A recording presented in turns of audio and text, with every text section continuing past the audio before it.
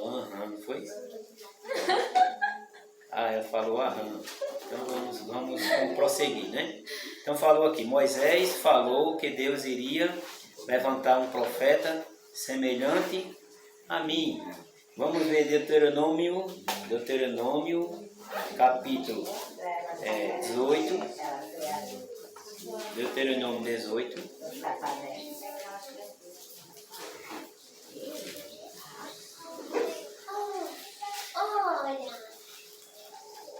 Vai tá, deixa eu pegar seu pescoço, seu filho, Deuteronômio 18. Deuteronômio 18. Encontraram? Versículo 15. Quem lê? Quem quiser ler, pode ler. Esse Jesus que a gente tem hoje é por causa que em 1515 começaram a distinguir explicitamente a diferença entre I e J, mas era o mesmo som antigamente. É porque na nossa linguagem não tinha J não, também não. Tinha não. Era um I. Era um I. Aí é moderno. Como a nossa língua é uma língua viva, ela está sempre se modificando. Já o hebraico é uma língua morta, o hebraico é uma língua morta e estabilizou. O que tem está ali. E o grego também é uma língua morta, o antigo, o grego é uma língua morta também. Está ali o que tem. Mas a nossa língua ela é viva. Aí ela fica se evoluindo. Sempre se evoluindo. Aí o fato disso que aconteceu. O J. Foi, em 1515 foi quando começaram a distinguir. Por exemplo, há uns dias desses para cá, eu não sei você, mas quando eu fui alfabetizado, não tinha o K, nem o Y, nem o W. Quê? Não tinha. Não tinha. Não, eu fui alfabetizado sem isso. Eu também, Foi. até eu sei. Não sei, Silvana também, eu acho que foi Silvana. Tinha? Pronto. Até eu também. Tu também, né, Vitória? Pronto. Então, a nossa alfabetização foi sem essas letras, que são as letras do inglês, né? Ela vem do inglês. Aí foi agregada ao nosso alfabeto. Quando eu fui alfabetizado, não tinha. E meu pai foi alfabetizado com PH com som de F. Também. PH, som de F. E farmácia. E farmácia, é isso mesmo. E às vezes a gente lê farmácia. Né? Eu leio desse jeito, que é desse jeito. Mas então por isso que a nossa língua ela é viva, ela fica sempre evoluindo. Sempre evoluindo. Não é uma língua morta, né? Tem bem encontrado aí, Deuteronômio 18. O versículo 15 diz assim. Pode ler. Leia. Pode ler. O Senhor teu Deus te despertará um profeta no meio de ti, de teus irmãos como eu, a ele ouvireis. A este ouvireis. Então observe só, Moisés está aqui afirmando um profeta semelhante a mim. O que é semelhante? Alguém sabe? Parecido, não é igual. Pronto, parecido, não é igual, né? Mas se assemelhar aí, está constituído como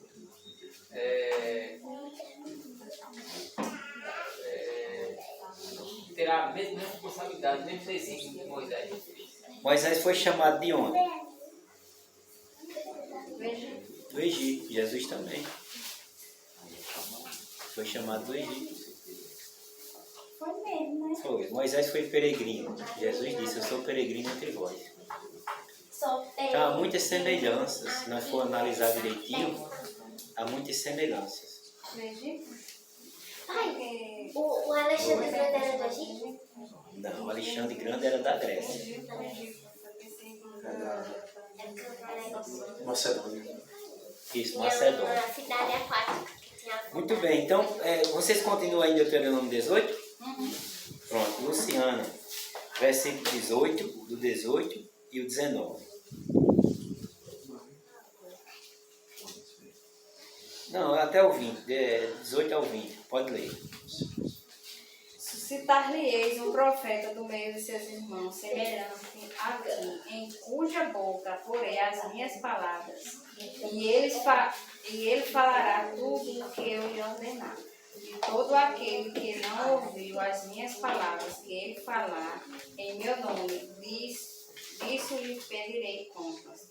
Porém, o profeta que presumir de falar alguma palavra em meu nome, que eu lhe não mandei falar, ao que falar em nome de outros deuses, esse profeta será morto.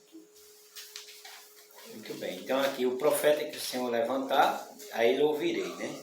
Moisés falando e também o próprio Deus falando, que ia levantar um profeta e a este ouviria. Vamos ver o cumprimento dessa profecia? A afirmação dela, justamente por Pedro, Atos 3, 22 e 23. Atos dos Apóstolos 3, 22 e 23. Gente, eu acho que nós vamos passar da hora um pouquinho. Estou iniciando agora, já é 10 e 4 horas e 25, 10 e 25 já. Vocês lancharam, não foi ali? Estão cheios. Então tá bom, vamos passar um pouquinho da hora. Atos capítulo 3, né? Atos capítulo 3, 23 e 23 a 22 a 23. Quem pode ler aí? 22 e 23. 22 e 23. Atos 3, 22 e 23. Lê aí, Micael, por favor. Disse na verdade Moisés: o Senhor Deus vos suscitará dentre vossos irmãos um profeta semelhante a mim. E a ele ouvireis em tudo o quanto vos disser. Acontecerá que toda alma que não ouvir a esse profeta será exterminada no meio do povo. Agora, continuei no versículo 24. E todos os profetas, a começar com Samuel, assim como a todos quantos depois falaram, também anunciarão estes dias. Vós sois os filhos dos profetas de concerto que Deus fez com nossos pais Abraão, nossos pais Abraão, e na sua descendência serão benditas todas as famílias da terra. Ressuscitou Deus ao seu Filho Jesus primeiro e enviou a vós, para que nisto vos abençoastes e vos desviastes a cada um da vossa maldade. O que Pedro está dizendo aqui? Que esse profeta é o próprio Jesus Cristo. A profecia está caindo para Jesus Cristo, como ele falou. E o Senhor falou antigamente a Moisés e se cumpriu justamente hoje, nos nossos dias, através de Jesus Cristo. É o que a atenção que Pedro está chamando justamente para o povo, né?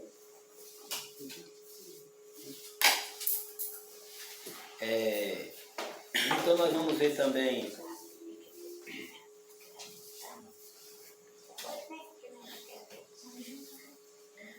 aqui Jesus Cristo em outra forma, né?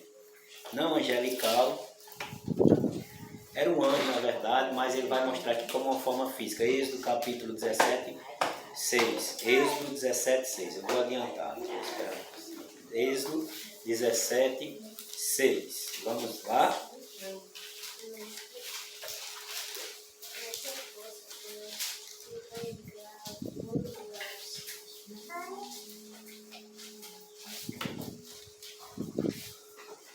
Diz assim, Êxodo 17, 6.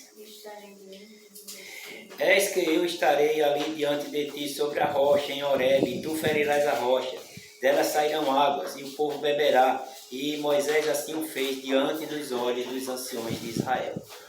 Pronto, muito bem. Ferida a rocha, né? Aqui a rocha foi ferida, certo?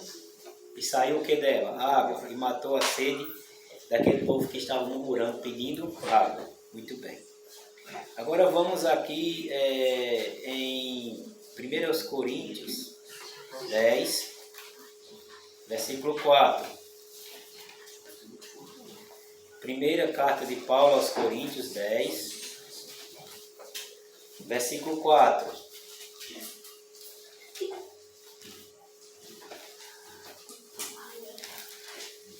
Encontraram? Pode ler, quem encontrou, leia, por favor.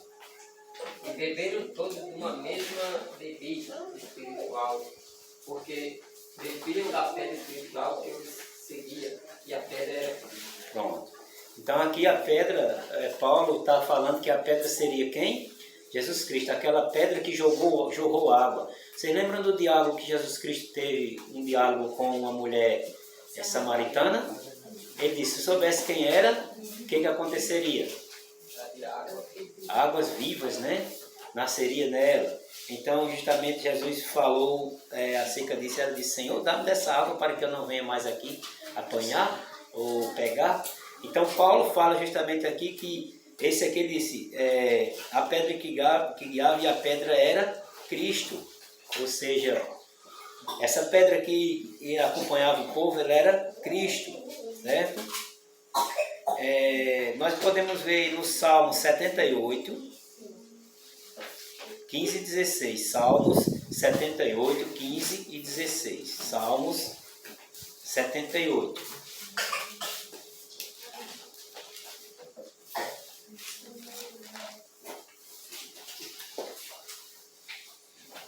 E 16. Encontraram? Diz assim, ó. Fendeu as penhas no deserto e deu-lhes de beber como de grandes abismos.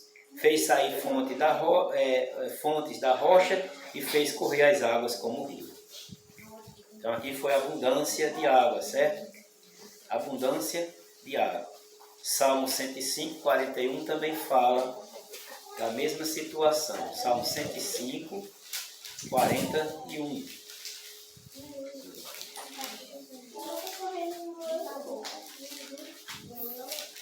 Vocês estão compreendendo, não? 105, 41. Abriu a penha e dela brotaram águas que correram pelos lugares como um rio.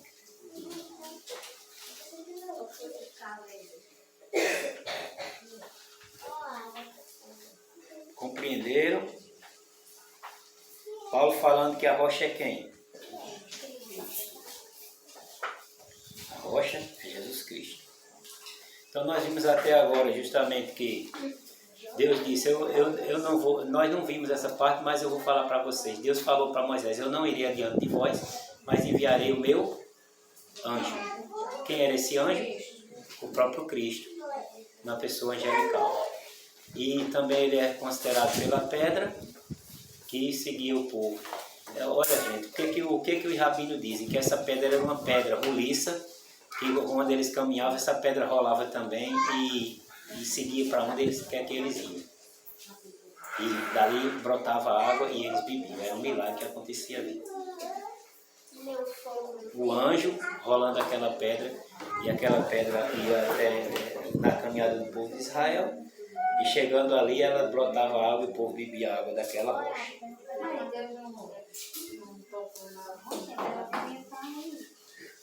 Mas eu não sei não, porque os entendimentos, mas eu acho que não seria uma pedra literal, e sim o Espírito de Cristo. Assim como ia a nuvem. Não é a pedra literal mesmo. Moisés ele não foi lá e disse, tem uma pedra aqui espiritual, vou tocar nela. Não, meu amor, nessa questão aí eu acredito que teria uma pedra por perto. Mas você acredita como um rabino que a pedra ia acompanhando? Acredito, porque, veja só, a nuvem acompanhava Israel para onde ele fosse. Tocha de fogo. A tocha de fogo durante a noite para clarear e afastar as feras, para não comer, não atacar nenhuma criança no arraial, né? Nem um rebanho, nem nada. Durante a noite também a nuvem fazia sombra, evitando o calor e evitando muitas coisas, e até afastando também as feras para que não viessem atacar eles. Então Deus cuidava do povo. Quando Deus vinha falar com o povo, descia a nuvem em forma de glória, a nuvem de fogo no templo, no tabernáculo, e ali Moisés entrava, só Moisés podia entrar. Teve uma ocasião que a nuvem chegou, desceu ali no tabernáculo, ninguém entrava, ninguém saía, até que a nuvem saiu, e depois Moisés entrou e conversou com Deus. Então nós temos muitas coisas sobrenaturais que aparecem no meio do povo de Israel. E no dia do perdão, também eles colocavam ali um pano vermelho, hasteado, e quando era no fim do dia o pano ficava branco. Então tudo isso aconteceu. E por que uma pedra não ia acompanhar? Então são muitas coisas maravilhosas. Mas Muitas aí coisas eles falam que maravilhosas era que pedra Deus... grande ou pedra pequena. Não fala o tamanho. Aí eu Tá aí, sabe? não fala o tamanho, fala que era uma rocha. Chama de rocha, chama de cheixo. Importante era que, olha, mesmo se fosse desse tamanho, importante sair água, o tanto suficiente para você se hidratar. É porque a nossa mente ela é presa à carnalidade. Quando nós vamos para o lado espiritual, às vezes para nós mesmos que temos fé, às vezes se torna um pouco até difícil. Mas Deus, ele nunca... por exemplo, Paulo disse assim, fé é o quê? É o fim do fundamento naquele que não se vê e se espera, que não se vê. Então, a gente espera uma Jerusalém que nunca viu e coisas que a gente nunca viu, mas que está registrado, que a gente tem fé que aconteceu. Como, por exemplo, houve um igual a nós, Tomé. Tomé, ele quando chegou aquela ocasião de dizer assim, não, ele não ressuscitou, eu só acredito se eu tocar nas suas feridas.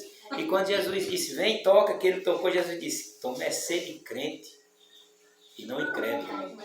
Eles têm mais capacidade de acreditar num fantasma do que eles ressuscitaram. Isso mesmo. Tinha mais capacidade de acreditar no fantasma do que no próprio Cristo. Ele estava vendo o Cristo ali em pessoa, mas a mente dele dizia, não, ele é um fantasma, ele não é real. Você sabe por que os discípulos acreditavam em fantasma? Caso dos gregos. Caso dos gregos. Por causa daquela helenização que houve lá, e aí o grego entrou muito lá dentro e trouxe seu misticismo, e até hoje tem misticismo dentro do judaísmo grego. Muito bem, tem. Muito bem. Muito sério esse negócio de Poseidon, fantasma, monstro, isso. Isso. Eu já pensava que tinha leão. Ô, Francisco, Tu já achasse que tinha algum fantasma dentro de tem casa fé, que tá só? queimar, assim, foi os gregos também. Foi os gregos, foi tudo isso foi os gregos. Porque Não, que existe, agora eu não estou a pé mesmo. Existe, né? Se os gregos trouxeram assim o Ela inferno, tá vendo aí o aí você vai ler nas escrituras passagens que fala sobre o inferno. Como compreender? é porque, irmão Samuel, é o seguinte, na época de Alexandre, quando ele mandou traduzir a Bíblia do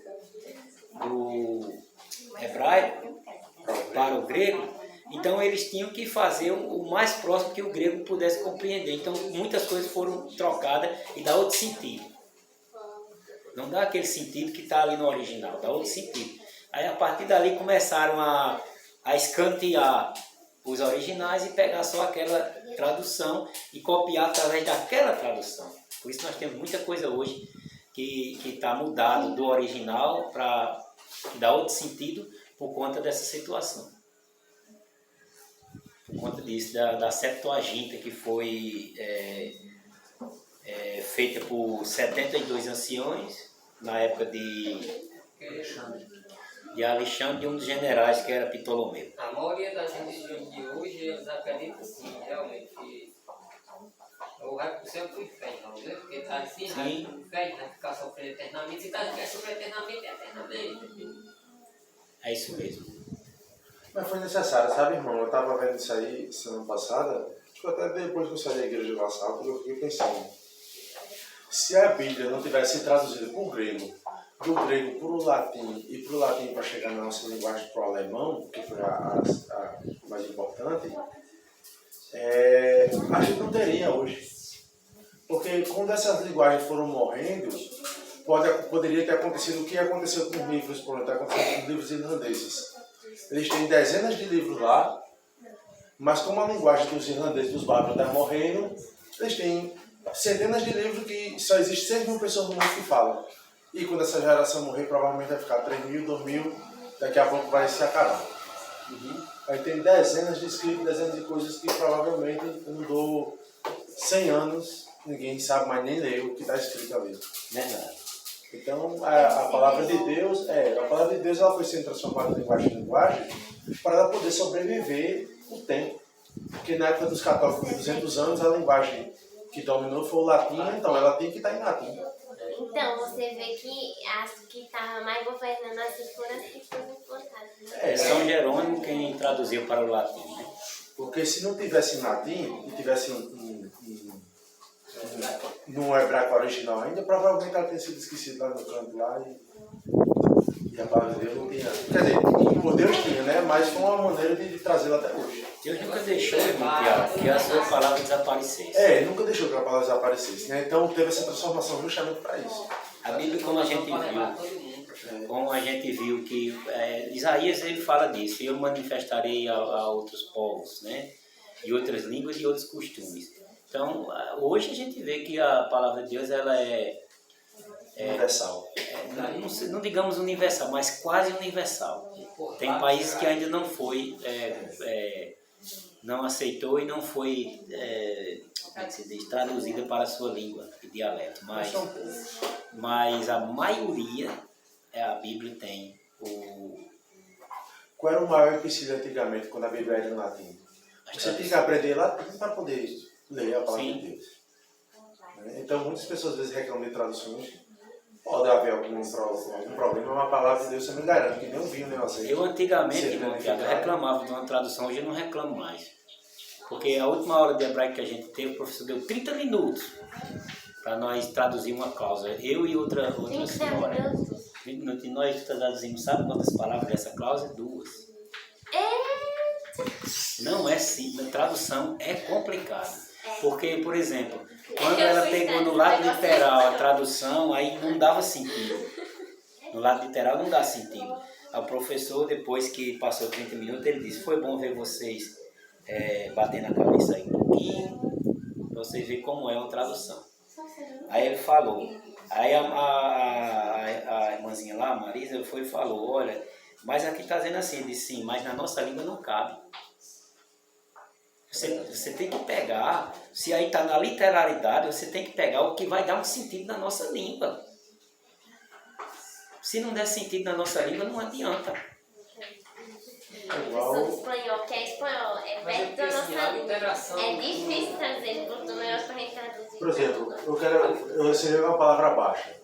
Eu queria que você transliterasse a palavra curva para o inglês. Eles não sabem o que significa isso. É isso que eu ia falar, assim, para você traduzir uma linguagem para outra linguagem. Sim, que aqui a gente tem um entendimento completo sobre essa palavra, mas se você traduzir, transliterar essa palavra para ele não sabe o que significa, porque lá ele não tem esse ato de chamar a pessoa que foi traída de coisa, porque nem no idioma deles existe essa ideia. A gente está traduzindo uma coisa absoluta do hebraico para a absoluta dele no nosso português, é para a gente entender o nosso português muito bem mesmo. Porque a nossa linguagem, as nossas palavras, quando você vai se dirigir a uma pessoa que é formada, por exemplo, um juiz, uma coisa, na linguagem dele já é outro sentido. É porque a gente faz assim, nós temos a língua e temos dialeto. Dialeto, no nosso país tem muitos dialetos. Então nós temos que ver isso também. Sim. E sem falar que ela alcança até os deficientes, né? Sim, até o cego, visual e tudo. Tem ali, aí eles conseguem ler, né? Muito bem. Já assistiu o filme de aí? Assista. Como é aquela língua? Às vezes o nosso vocabulário português é muito fraco. Aí não tem como você traduzir, porque o seu conhecimento é muito pouco dentro do português. Isso mesmo. Aí você não tem como. Para você estudar o hebraico e o grego ou qualquer outra língua, você tem que entender a sua língua. Tem que ter um bom conhecimento. Se não entender, não vai. Eu não entendo o português, não entendo. Eu acredito que aqui nem nós eu não tenho estudo mais que a nossa língua ela tem muitas regras. Muito bem, vamos falar agora. Falamos agora de Jesus como anjo, Jesus se apresentando, né? Jesus falando do seu próprio nascimento, Jesus falando de que era filho. Não, falamos ainda não. É que se eu andar aquele versículo Melquisedeque, nós vamos chegar lá daqui a pouco. Nós falamos de muitas coisas. Vamos falar agora de Jesus como Miguel. Daniel capítulo 12. Daniel capítulo 12, versículo 1. 12, 1 de Daniel diz assim: e naquele tempo se levantará Miguel, o grande príncipe, que se levanta pelos filhos do teu povo, e haverá um tempo de angústia, qual nunca houve, desde que houve nação até aquele tempo. Mas naquele tempo levantar-se-á o teu povo, todo aquele que se achar escrito no livro. Então aqui fala justamente Miguel, um ajudador, né? Um auxiliar para o povo de Deus, certo? Daniel, capítulo 12, versículo 1. Então nós vamos agora, Apocalipse 12, verso 7. Vamos lá. Apocalipse 12, versículo 7.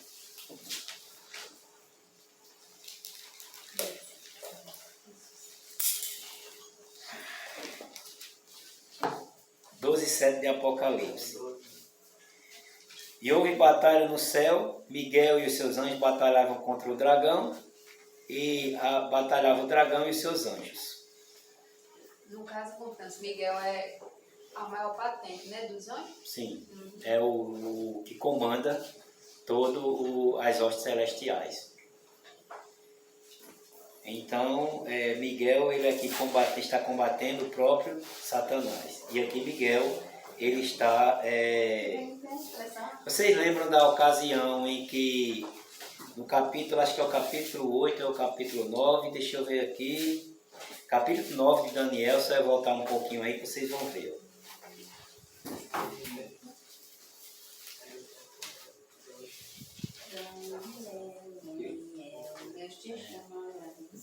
Encontraram aí Daniel 9?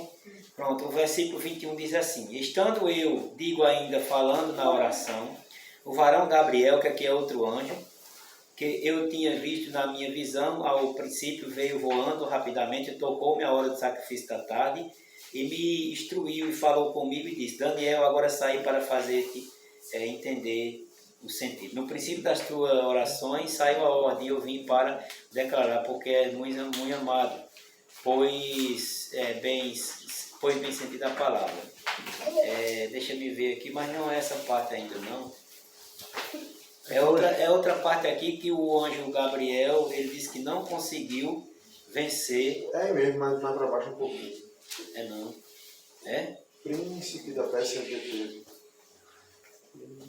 Sabe e entende. Não, tal, mas não é essa parte não, tia. Isso aqui está falando justamente Veja se é o 10, 13. Deve ser, deixa eu ver. Mas o príncipe do rei é esse mesmo, Então me disse, o verso 12, não temas, Daniel, porque desde o princípio, desde o primeiro dia em que aplicaste o teu coração a compreender e humilhar perante o Senhor teu Deus, não são ouvidas as tuas palavras, e eu vim por causa das tuas palavras. Mas o príncipe do reino da Pérsia se pôs defronte de mim 21 dias, e eis que Miguel, um dos primeiros príncipes, veio para ajudar-me, e eu fiquei ali com o rei da Pérsia. Então, ele não conseguiu vencer, o príncipe da Pérsia, que seria justamente Satanás. Não é uma pessoa comum, mas se batalhar contra o anjo não poderia, seria justamente Satanás. Então, ele não pôde. Aí, então, veio Miguel para combater, e aí obteve êxito. Isso aí, às vezes a pessoa não entendeu, era só os anjos fazendo influência no comportamento do povo da Pérsia para invadir a Grécia. Porque eles fazendo isso, tiraria, no caso, a profecia dos 4 animais. A Pérsia invadia a Grécia, subjugar a Grécia, e aí não se cumpria. No caso, precisava que os anjos de Deus fizessem com que a história da humanidade mudasse. Agora você observe só, príncipe significa o quê? Representa o povo. Significa o quê, príncipe? Vai ser o rei. Filho de um rei, filho de um dominador, filho de um regente, que o futuro está para ele ser rei, Observe aí Daniel 10, 21. 10, 21. Pode ler. Alguém quiser ler, pode ler. Mas eu te declararei o que está escrito na Escritura da verdade, e ninguém há que se esforce comigo contra aqueles, a não ser Miguel, vosso príncipe. Miguel, vosso príncipe. Então, uma alusão aqui é um príncipe, Miguel, vosso príncipe.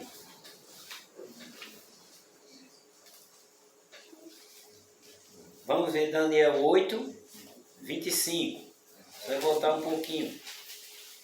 Daniel 8, 25. Diz como? E pelo seu entendimento também fará prosperar o engano na sua mão, e no seu coração se engrandecerá, e por causa da tranquilidade destruirá muitos, e se levantará contra o príncipe dos príncipes, mas sem mão será quebrado. Muito bem.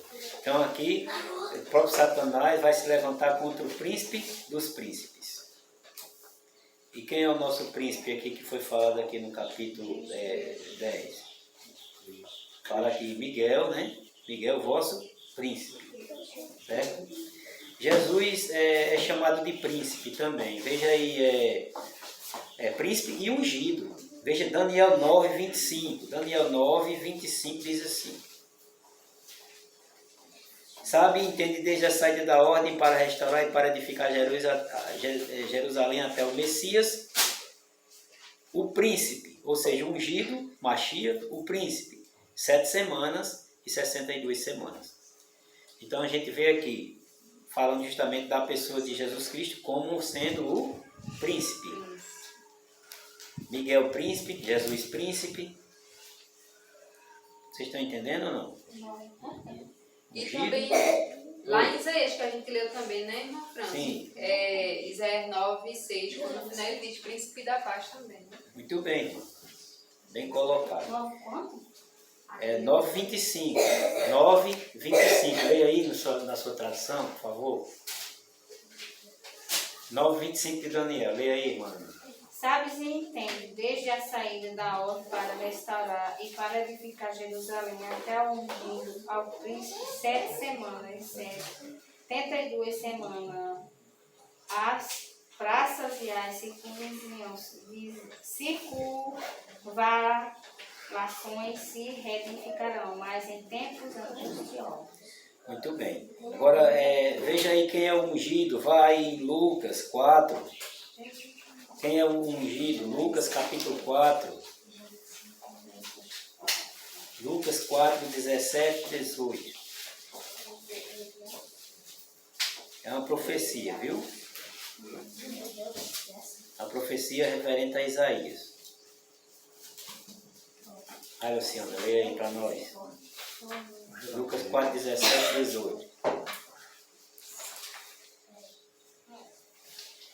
Então lhe deram o livro do profeta Isaías e abrindo o livro achou o lugar onde estava escrito: O Espírito do Senhor está sobre mim, pelo que me ungiu para evangelizar aos pobres, enviou-me para proclamar libertação aos cativos e restauração da vista e aos cegos, para pôr em liberdade aos oprimidos. E apregoar o ano aceitável do Senhor. Isso, apregoar o ano aceitável do Senhor. Muito bem. Então aqui Isaías está falando quem é o ungido, quem é o Cristo. E o próprio Jesus Cristo, Jesus ele é o ungido de Deus. Quando ele viu, aí o que foi que Jesus disse?